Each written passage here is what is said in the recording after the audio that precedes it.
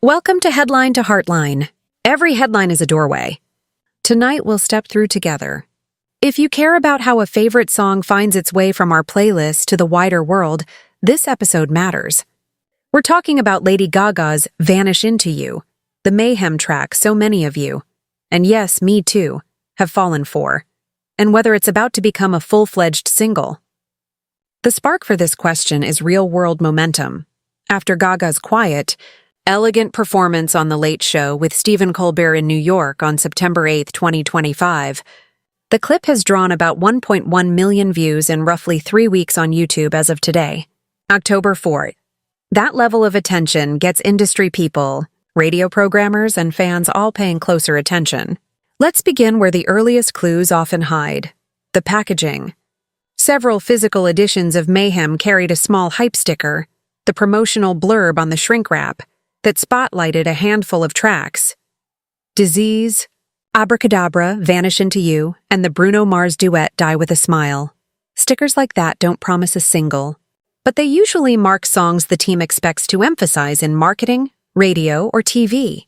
In other words, they whisper focus track, and in the current era, a strong focus track can, with the right timing, slide into official single status. From there, the evidence keeps stacking up in a way that feels intentional. The Colbert performance reframed the studio version into something spare and intimate, piano and 2 guitars, and it aired on one of the most mainstream late-night stages in the U.S. Then, just yesterday, we got a new in-studio piano rendition for KCRW's Live from Apogee Studio series. KCRW is a respected public radio station in Los Angeles known for tastemaker sessions. Apogee Studio, in nearby Santa Monica, is a small audiophile-grade recording space where KCRW captures close-up performances for a tiny audience. When a song shows up in both places within weeks, first national late-night TV, then an intimate LA studio series, it's a strong sign the artist is shaping a narrative around that track. Now, some of you have written to say, wasn't Vanish Into You already confirmed as a single months ago? Here's where we should be careful and fair. Fan pages and pop watch accounts on social media have said it is or will be, sometimes citing a short clip or a story post. On the other hand, there's still no on-the-record announcement from Gaga's official channels or her label naming this song as the next single. No published radio impact date, the calendar when stations are asked to start adding a track, and no standalone single artwork or listed single version on major platforms. Those details are the practical breadcrumbs that turn speculation into confirmation. Until they appear, what we have is strong momentum and smart promotion, not paperwork. If you're enjoying this conversation, please like this video and subscribe so you don't miss what comes next.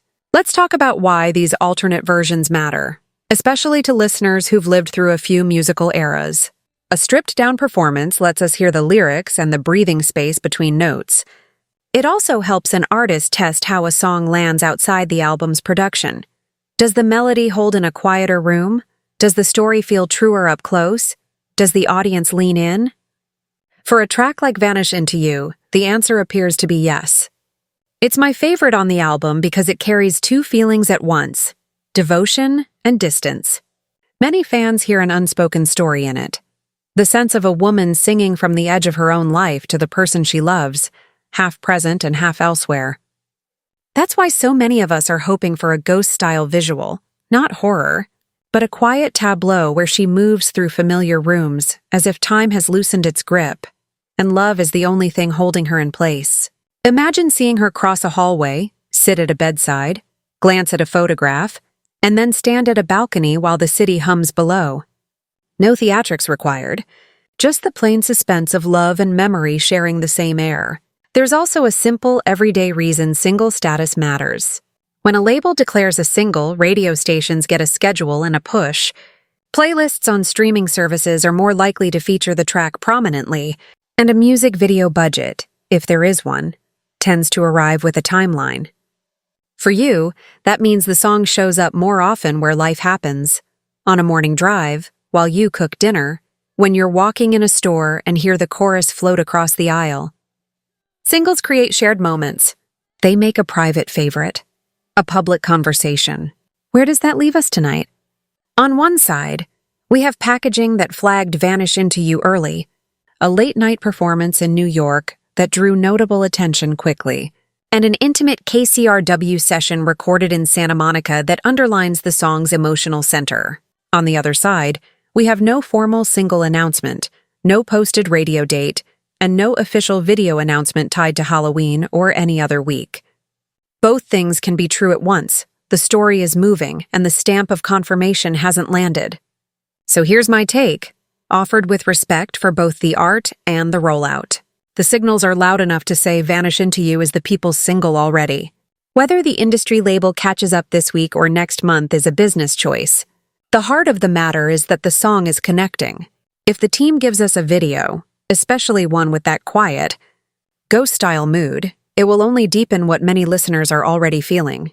The belief that love can be tender, complicated, and sometimes most honest in a near whisper. Thank you for spending this time with me. Please remember to subscribe to the channel and like the video, and I'll see you next time. Until then, we'll keep opening the right doors together.